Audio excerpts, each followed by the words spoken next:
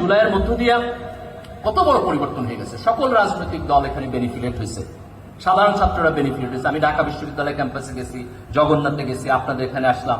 এই যে স্বাধীন পরিবেশ, যে আমার মাথার উপরে কেউ মাস্তানি করতেছে না, এটা তো জুলাই না হলে আমরা পাইতাম না। আজকে দেখেন বিএনপি আমাদের বড় রাজনৈতিক দল, খালেদা জিয়া আজকে যদি জুলাই না হইতো তাহলে তো উনি তো অ্যারেস্ট অবস্থা থেকে মুক্তি পাইতেন না, উনি লন্ডনে যায় ওনার সন্তানকে দেখতে পারতেন না।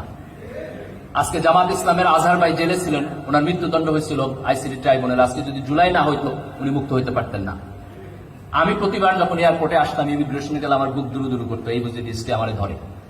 আমি তো এখন স্বাধীনভাবে বাংলাদেশে আসতেছি।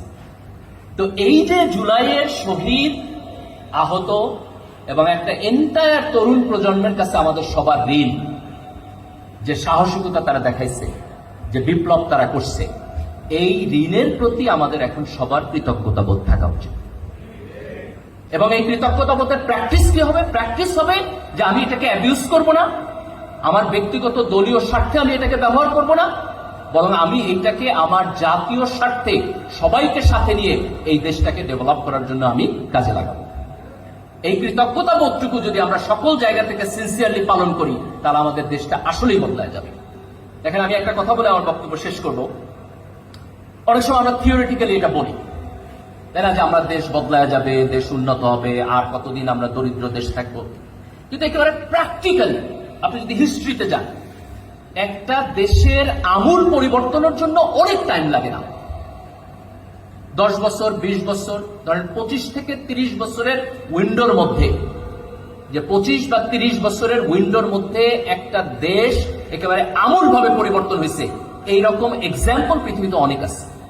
আপনি যদি জাপানের উদাহরণ দেখেন, দ্বিতীয় বিশ্বযুদ্ধের পরে জাপানের অবস্থা অত্যন্ত খারাপ ছিল। কয়েক ডেকেডের মধ্যে তারা উন্নত বিশ্ব হয়ে গেছে। একেবারে আপনার ওয়েস্টার্ন ওয়ার্ল্ড যতখানি ডেভেলপ, তারা ততখানি ডেভেলপ হয়েছে। আমাদের এশিয়া আপনি যদি সিঙ্গাপুর দেখেন, মালয়েশিয়া যদি দেখেন, you see exactly the same thing.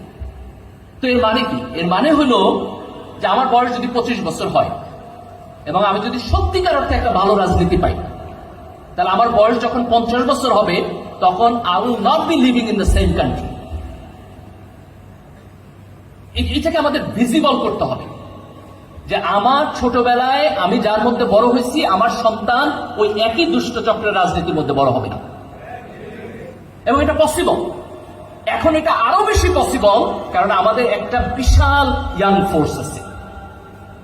এই তরুণ প্রজন্মকে যদি একটা কম্পিটেন্ট লিডারশিপ তার নেতৃত্ব দিতে পারে, তাহলে উইদিন ফিউ ডেকেডস সত্যিকার অর্থে আমরা এই দেশটাকে বদলাই দিতে পারবো। আমি যখন কানাডায় পড়তে গেছি, তখন একটা খুব অড কোশ্চেনের মুখোমুখি হতাম প্রায়। আমি তখন পিএইচডি করতে গেছি, মাঝে মধ্যে আমার লোকেরা জিজ্ঞেস, তুমি এই দেশে পিএইচডি করতে আসছো কেন?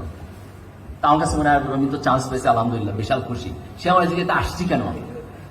তো তারা তো এটা কম্প্রিহেন্ড করতে পারে না। ধর ইউকে থেকে একজন আমেরিকাতে পিএইচডি করতে গেছে, তারা জিজ্ঞাসা, তো তোমার দেশে তো সবই আসছে, তুমি এখানে কেন আসছো? তো এই যে আমরা একটা দরিদ্র দেশ থেকে এখন পড়াশোনা করতে যাই, আমার সন্তানও যদি সেই দরিদ্র দেশ থেকে পড়াশোনা করতে যায় এক জেনারেশন পরে, এটা তো অত্যন্ত আনফরচুনেট, এটা থাকা উচিত না।